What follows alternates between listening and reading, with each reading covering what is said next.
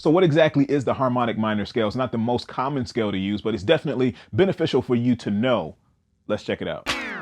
Didn't want to make this lesson too long, so this is just an introduction to the harmonic minor scale. In a future lesson, we're going to be talking about the modes that are inside of it, the different triads that you can use, and ways that you can use this in your soloing or in your improv or chord progression. You mainly would hear this in like a metal type of genre, or even jazz, different ways to solo in and out of the minor scales or minor chords. But we're going to go over the basics for right now. So if you don't know the harmonic minor scale, we're going to be talking about how you construct that right now. So what I like to do when I'm learning a new scale is just compare the scale to a scale that I already know, if that's the most similar to what I already know. So in this case, the harmonic minor scale is the most similar to the natural minor scale. We've learned the natural minor scale before. If you haven't learned that, I would suggest you learn that before you learn the harmonic minor scale. So this is the natural minor scale. This is the harmonic minor scale.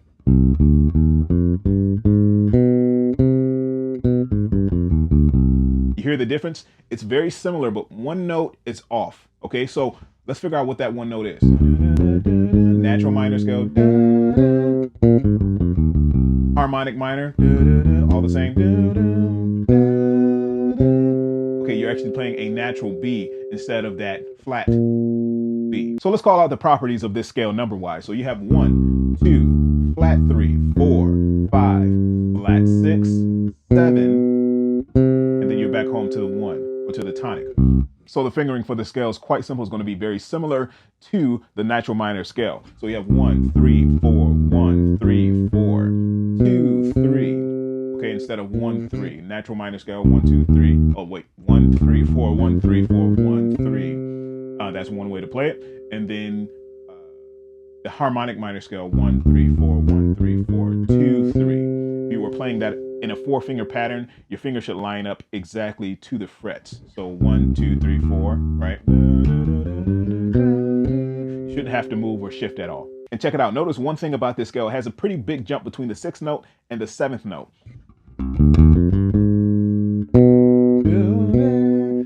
There's a minor third in between, or a minor third interval in between that note, or an augmented second. Pretty big jump than we're used to playing in any other scale. Any other scale that we have, we just have a whole step, half step, whole step, whole step, half step, whole step, whole step. But with this one,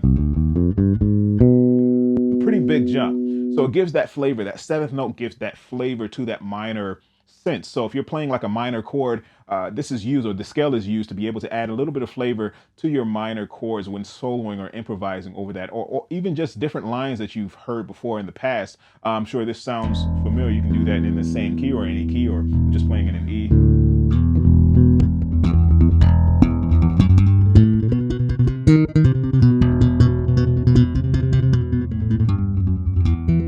That's the harmonic minor scale. That's using the harmonic minor scale. So you get that different feel playing that 7th, or that raised 7th in the case of a natural minor scale, but that natural 7 in this harmonic minor scale to